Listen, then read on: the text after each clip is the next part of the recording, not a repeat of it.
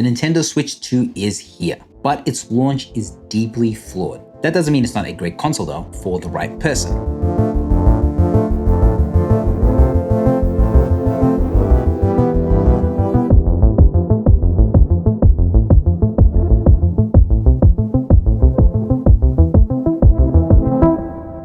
In fact, I've been using the Switch 2 for just over a month now, just so I could let that excitement and hype wear off before I give my honest opinion. I know there's a lot of people on the fence about getting one or completely opposed to it, so I've been trying to look at this logically. Is this just a pro version of the Nintendo Switch 1? Why are games and upgrade packs so expensive? Is Mario Kart World and the other launch titles enough to keep you busy? And just generally, what are you getting with this upgrade? And what's this console like to someone who's never used a Nintendo or a Switch before? I've got a lot to say about this drop and I want to cover everything, so you can leave this video knowing whether or not this is the right console for you, whether it's worth getting it now, later, or perhaps if another gaming console like a Steam Deck is more better suited to you. I've also tried to keep this video as short as possible, but feel free to use the chapters. Now, who is this for? The Nintendo Switch 2 is a console for 3 types of people. And if you don't fall into these categories, it's probably why this console doesn't appeal to you. In fact, I would probably advise against getting a Switch 2 if that's the case. The first category of people are Nintendo fans. This is probably the most obvious of the bunch. This is for people who are just obsessed with Nintendo. They like games like Mario, Pokemon, Zelda, or OG games that they just grew up with. This is where you get that experience. And for people who already own the Nintendo Switch 1, they can't play Mario Kart World or Donkey Kong Bonanza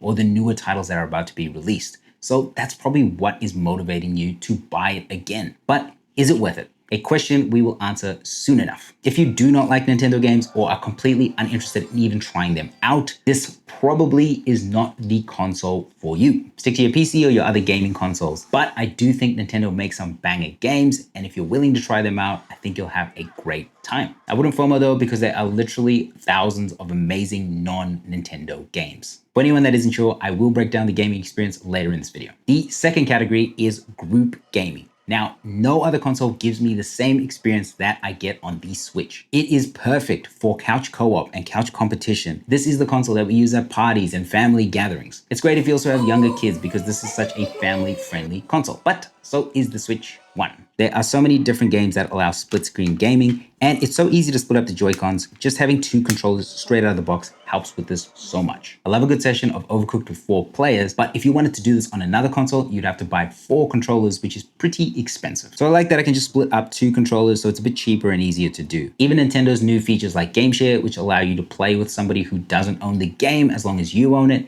is awesome. Even the fun little games like Mario Party, which take advantage of the Joy-Cons motion control, they're super fun, right? And no matter what age you are, it always ends up in this heated, smack-talking, uncontrollable fireball that just brings out the worst in everybody. And I love it. And the third category is hybrid playstyle, because what really separates a Nintendo Switch from the other consoles? Its ability to switch. 1 minute you can be playing in handheld, slap this into a dock, and now you're playing at 4K 60 on a large TV. Maybe you want to use the grips for a more ergonomic feel, or better yet, use the Pro controller. Anyone can quickly join you for co-op just by snapping the Joy-Cons into 2 halves. And if you were at like an airport or something, you could even use the kickstand mode. The best part is you can put this into sleep mode and resume exactly where you left off next time. It's also easy to travel with because it's so thin, unlike other gaming devices, which can be a little chunkier. Just for your own clarity, even though it is a hybrid device, it operates the best in handheld mode. Personally, I love handheld mode because it gives me a little bit of flexibility. It allows me to squeeze in some gaming sessions in between just general life. I think it really just comes down to your preferences and your priorities. Like, do you want a console that gives you an epic home entertainment system where you can just sit on the couch all day and just play games? Or do you also want a console that you can take on the go with you when you are traveling? So if you like a very specific type of playstyle or a very specific genre of gaming, maybe this isn't the console for you.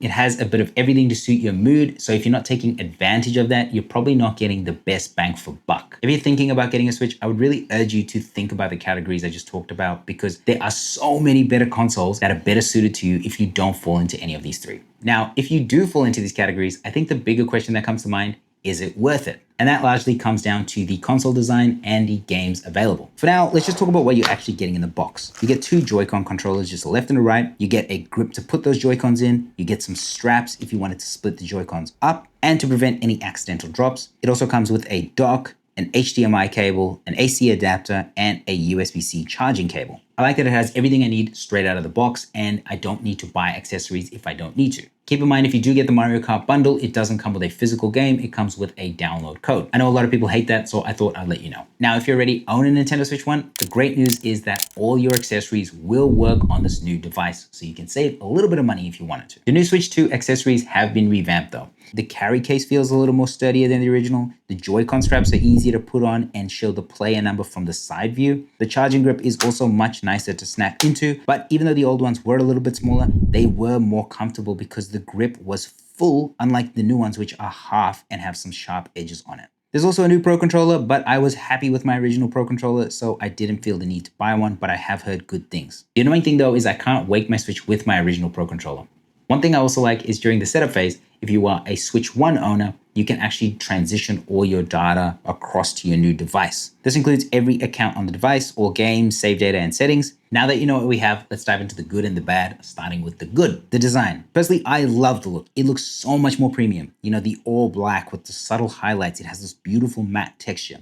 The thin frame bezels around the screen. The screen is also much darker, unlike the Switch 1. It doesn't just look like a gray square in the middle. Everything about the look, for me at least, is a win. But how does it feel? I think it feels 10 times better. The original Switch was a little bit too small. The Switch 2 is a little bit heavier, but it feels nicely balanced. The curves on the back, the sharp edges on the front, the bigger dimensions fit so much nicer in my hands. But I'll admit it's not the most ergonomic. It's kind of flat, so after a few hours, it does start to feel a little bit uncomfortable in my hands. The kickstand is leaps and bounds better over the original design, and I feel like it's something that I would actually use now. So many times I used the Switch 1 and it just felt so unstable. It has more range of motion and you can easily kick it out just by feeling the lip on the bottom instead of having to turn the console around. There's also rubber feet to give it some stability, and the SD card slot still sits underneath and is somewhat protected, unlike other devices like the Steam Deck. Now let's talk about the star of the show, the Joy-Cons. The Joy-Cons are iconic to the Switch, right? So I'm glad to see a huge improvement here. It definitely follows on with the theme of bigger is better. We have slightly bigger thumbsticks,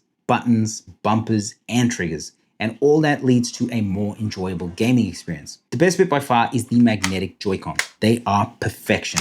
I can't understate this improvement. They honestly feel so good. I actually love the original sliding concept of the Switch 1 Joy-Cons, but after doing that thousands of times, I honestly hate doing it. But the magnets are a game changer. The simple button release on the back works insanely good. The magnets have this perfect grip strength so they don't accidentally come off, and I don't see any glaring issues with the durability of the pins. I just love these and how satisfying they are to snap on and off. Playing on one Joy-Con has always been a little bit awkward, but here they're a little bit better because they are bigger and the size of the S, L, and R buttons have been increased. Now, we also have a new screen, and Lord, what an improvement it is, and sorely needed. The new screen size is a little bit bigger than the one on my Steam Deck, and I really like the screen on that, so this is the perfect size for me. The bigger screen also makes it a little bit more viable to play split screen if you're on a plane or something. The brightness is decent, but on bright days, it's probably not gonna fly. And now we also get some specs like variable refresh rate and HDR. Now, something that everybody's been complaining about is the fact that this is not an OLED screen, it's an LCD screen.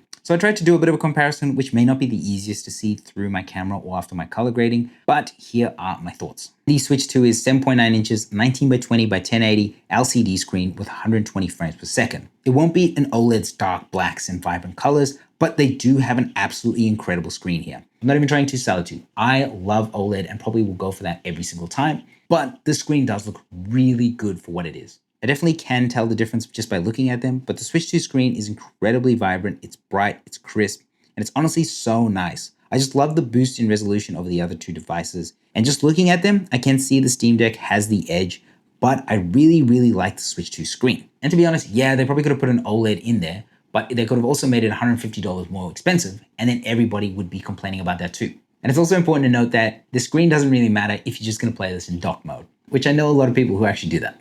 Now, speaking of docked, the Switch 2 now supports 4K at 60 frames per second or 1440p at 120 frames per second. We finally caught up with modern consoles, people. The original Switch was only 1080p at 60 frames per second, so you can definitely tell the improvement here. Now, in terms of the performance, what's it like? The hardware upgrade is huge, right? I will admit though that it's more just catching up to the other consoles rather than leading the pack. But you'd also be a fool to think that a tiny handheld portable console is going to keep up with a dedicated PlayStation or Xbox console. Now, I couldn't check the actual frame rates on the device, so it was difficult to see the real performance. I had to go more off the feel, to be honest. I have seen channels which have done comparisons and they have shown that it runs at a stable max frame rate, and it definitely does feel that way. The Switch 2 has felt nice, smooth, and I wasn't noticing any stutters like I did on my Switch 1 many times. The games look good too, especially the Switch 2 editions. Loading times seem normal, they're just nice and snappy. On the original Switch, they were absolutely painful. Granted, a lot of Nintendo games don't require a lot of horsepower, but you will notice this on third-party games.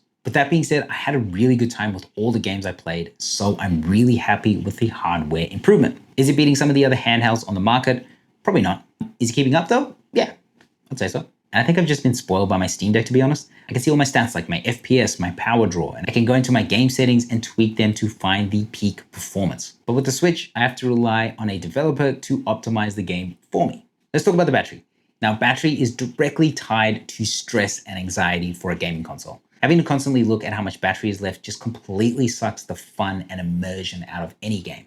And really, you just become focused on how much time you have left to play. I definitely have felt that way when I've been playing the Switch 2. The battery is just not great. Playing Zelda on max brightness and sound, I was using just under 20% of battery hour per half hour. So you probably get about 2.5 to 3 hours of playtime. I imagine it'll be a little less on something like Cyberpunk, and I imagine you can get quite a bit more on something like an indie title. And to be honest, it's not that bad. It's kind of in the middle. I will forgive them somewhat because it's such a thin console, and they've done a decent job compared to thick boys like other handhelds. Now, the menu is almost identical to the original. I really did wish they did a UI overhaul just so I could feel like it's something different. The dock's not too different. It's slightly bigger, has a rounded design, which also looks nice. There's also a new fan. It's not that loud from my experience. And in terms of the docking process, the Nintendo Switch 2 does seem to have a little bit more wobble back and forth. This may seem like a bad thing, but on my old Switch, the front part of the dock would actually scratch my screen protector, and it was largely caused by the two rails in the front. And here with the Switch 2, they don't have those two rails anymore. They only have two rails on the back. The gap isn't a massive difference, but if it means I'm not going to scratch my screen protector, I think that's a win. The speakers are good. I think they're loud enough to use in something like the drone of a car, but anything louder than that, and it's going to impact your experience. In terms of other quality of life improvements, they did add an additional USB to the top. There's a new chat button for online. The internal storage is 256 gigabytes, and they added some mouse functionality. You just need to jiggle your Joy-Con on its side and the mouse will appear on your screen. This definitely could be good for games like Civilization or some first-person shooters perhaps. I haven't really tried this out on games, but it does feel pretty responsive on the home screen. Let's switch gears here and talk about the games. Probably the most disappointing thing about the Switch 2's launch was the lack of games. We essentially just got one new game and a bunch of repurposed older games that have been out for a few years already. And that's before the price hikes, which we'll get to in a second. Let's start with Mario Kart. And I'll be honest here, this is probably the best Mario Kart I have ever played. I have been having an absolute blast with it. I'm not the biggest Mario Kart fan, but I have been absolutely binging it with my partner. We've been playing till like 2, 3 a.m. every single day. I absolutely just love that the entire world is stitched together, so you just seamlessly go from race to race through all these different types of courses, and it's just so epic to do that. I do think the open world is quite boring. It's limited to one player, and it just feels kind of empty. However, Knockout Tour is where it is at. It's just 24 players going head to head. It's so chaotic because the bottom 4 players are eliminated every single lap.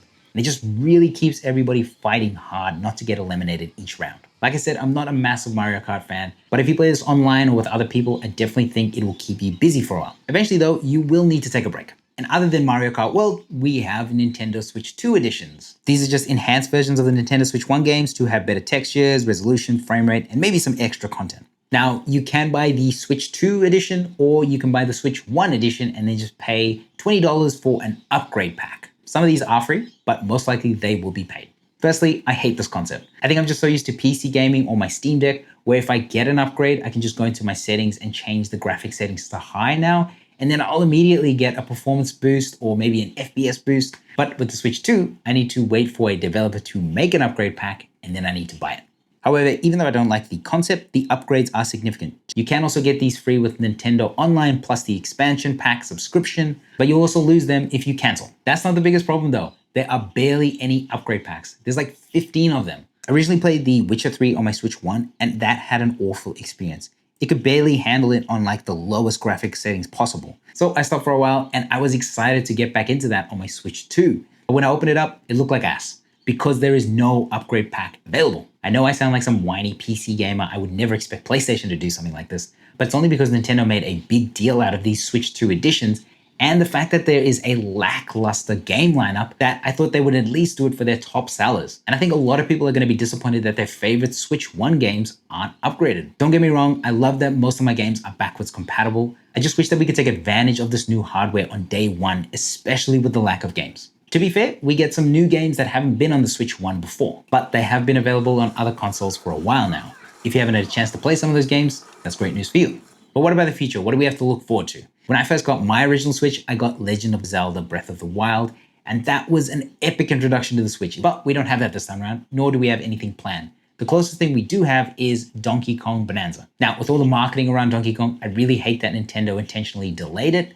I really would have loved that to be a day one release. With that being said, it does look really fun, to be honest. It has some cool mechanics and it gives me those Mario Odyssey vibes. One big thing I will say is if you're coming from a PC or other gaming consoles, there's just way less games on the Nintendo store. It's just something to be aware of because you may want to play a really popular game and then you'd be quite disappointed to find that it's not actually on the Nintendo store. Hopefully that'll change with the new hardware. We actually have something that will run these games properly now. I think getting a Steam Deck or a PC will be cheaper in the long run. You never have to worry about backwards compatibility. Games have better sales and are more frequent, and they just work across all your devices. Now, after hearing me talk about all these games, you may get the impression that I'm not happy. I'm not thrilled about it, but in reality, I'm actually having the best time. I've just had so many games on my backlog, so the Switch 2 has just been the perfect excuse to actually play those older titles that I never finished, or the ones I never actually bought. I picked up Legend of Zelda Tears of Kingdom, which many people have said that on the Switch 1 lacked the performance to run the game properly, and this was also the case with Breath of the Wild. So I feel like I'm truly experiencing how the game was meant to be played anyway. I think a lot of the games were pushing the Switch 1's hardware. You were getting low FPS, frequent stutters, long loading times, but here they run like an absolute dream. I'm sure a few other people are also going to be in the same position as me. They also have a backlog. So at the end of the day, it really comes down to what games excite you the most and which ones you want to play right now. Personally, I've always wanted to play Tears of the Kingdom, so I've been having an absolute blast with it. Is that enough to justify the whole console though? Not really. It's easy to get caught up in all the negative talk that everybody's saying online about the Switch 2. But if I look back and I think about my personal experience with it, I've been having a lot of fun with it. I don't regret my experience at all. Me and my partner have been either at each other's throats or just laughing uncontrollably playing co-op. Annoying. Wow. And that's ultimately what it's about, just getting immersed and having fun. But whether you're getting value for what you're paying, that's a completely different story. And this may be the final nail in the coffin. How much are you actually willing to pay for your hobby? So what's the pricing like? Here's just an overview of the console prices right now. But I think if you're tossing up between a Switch 1, Switch 2, or a Steam Deck, I don't feel like the Nintendo Switch 2 console price is ridiculous. I think it feels bad because there's not many games released with it, and the upgrades don't seem major or groundbreaking compared to other consoles. The base Steam Deck's only $50 cheaper than the new Switch 2. Granted, you get a ton more value, but I would recommend the OLED version anyway, just because you get a better screen and performance. And the OLED version of the Steam Deck can be quite pricey in Australia. It's almost like $1,000, so it's not quite a one-to-one comparison. The Switch 2 also comes with a dock, 2 joycons, so you can play 2-player straight away, if that's something that you do often. And I also feel like the older Switch prices aren't that much cheaper, so they don't seem really worth it to me either, considering the hardware absolutely sucks and you won't get access to the new exclusives that are being slowly released.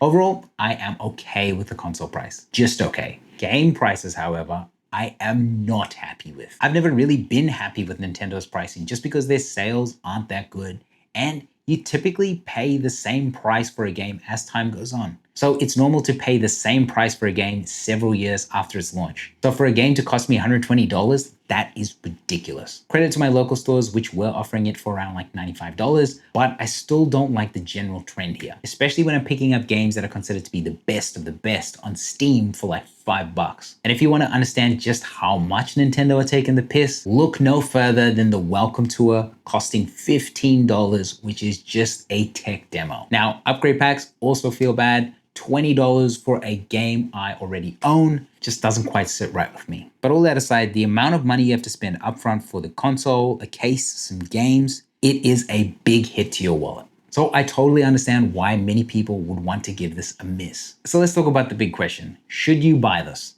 There's 3 situations that dictate if you should buy this. The first is if you don't have a console at all and you fall into the categories I mentioned at the start of this video. You like Nintendo games, you like group or co-op gaming, and you like a hybrid playstyle. If that's the case, yes, I would be leaning towards buying this. No doubt you'll love it. And you're one of the lucky few who get to experience something like Breath of the Wild for the first time with hardware that can actually handle the performance of that game. There's also a really large library of Switch 1 games that are available for you. There's also a growing list of Switch 2 games. And as we progress throughout this year, we're going to see a lot more titles popping up. I personally think it's an absolutely fantastic console, but it will cost you a large chunk of change. You can also save a bit of money by going with a Nintendo Switch 1. You'll roughly save between $160 for the OLED version or $230 for the original. But if you want to play exclusives like Mario Kart World, over time you'll probably start to regret your decision as more of these exclusives are released. And personally, I don't think you're saving that much on a Nintendo Switch 1 to outweigh the downsides that also come with that. Now, the second situation is if you already have a PC or another gaming console that isn't a Nintendo Switch 1. This may be a tough pill to swallow just because you're coming across for Nintendo games or the hybrid playstyle. Granted, there are a lot of Switch 1 games to keep you busy until the Switch 2 games are released, but you'd already have access to all the third-party games and way more on your existing console. So the price of a Switch 2 definitely feels like a lot in terms of what you get. On the flip side though, if you have a PC already, you may be thrilled to get a Switch 2 just because you can play games on completely different ends of the spectrum. You have a powerful workhorse for AAA gaming, and you have a Switch 2 for a hybrid playstyle, which you can take with you on the go. Ultimately, it depends how badly you want to play those Nintendo games. There's some banger Nintendo games, and group gaming is fun. I'd probably say yes to buying it, but if you don't do group gaming and you have a tight budget for games, I'd probably say no. I definitely would consider another console because the Switch 2 doesn't offer much else. The last situation is if you already own a Nintendo Switch 1. Like me, you are straight up getting the least amount of value from this purchase because you're only getting Mario Kart World, Donkey Kong next month, and a few other pre-existing games. You can get upgrade packs, but if you play a Switch 1 a lot, you probably finished a lot of those games or played them a lot and want something new. The biggest benefit is your gaming experience will be enhanced from your Switch 1. You get a bigger and better display, smoother gameplay, the ability to play more demanding games, shorter load times, an extremely upgraded and polished console design, better quality of life upgrades like magnetic joycon snapping, reuse of old controllers and accessories, and immediate access to your old game library. The question is, are you willing to pay an absurd amount to upgrade to the Switch 2? You can slightly offset this by selling your old console, but I know a lot of Switch 1 owners wish there were more games available and aren't quite ready to bite the bullet just yet. Personally, I do have an original Switch. I do fall into all 3 categories I mentioned earlier. So why did I buy this? Especially when I already have a Steam Deck, I've already built a PC, and I have a PlayStation. For me, it just came down to the fact that I haven't played a lot of the newer Nintendo games, and I have a few to finish on my backlog. I was also looking forward to the new Donkey Kong, and my partner is absolutely obsessed with Mario Kart. So it made sense to jump back in with the new hardware and design changes to have a smooth and enhanced gaming experience. And I also like that there's an option to play more demanding third-party games, especially if those games are co-op and I can jam with the missus. I just feel like my original Switch is a little bit dated and really lacks a lot in terms of performance. And I mean, I'm the type of person who is more than happy to pay to get a little bit more frames and a little bit more performance from their console. Me and my partner have been having a ton of fun on this thing. It's also been nice diving back into older games. The big and beautiful display helps to get immersed so much more. And I have the same excitement I had when I first grabbed my original Switch, and I'm excited to see more from it. Sure, the price is expensive, but in comparison to other consoles, it's not too bad, considering you also get a dock, you get 2 controllers essentially out of the box, and it's nice and small and portable, and you can still get all the benefits of a hybrid playstyle from it. But the biggest issue is the game prices, and they will cost you a fair bit in the long run. Now, I do think going with a Steam Deck will save you money in the long run, just because games are always on sale, and the sales are so good and so frequent. You can get so many games for like $5 or $10. Personally, I don't regret my decision. I think it really comes down to your budget, your playstyle, and how much value you place in gaming as a hobby. For me, I'm cool with it. Don't let people online get in your head. If you think you're gonna have fun with this, pull the trigger. If you have your doubts already, I'd probably stay away or wait for more games or something to change, just because you'll probably be disappointed if you decide to pull the trigger early. Or you could consider getting something like a Steam Deck. I love mine. I think it's great value, but that's a topic for another video.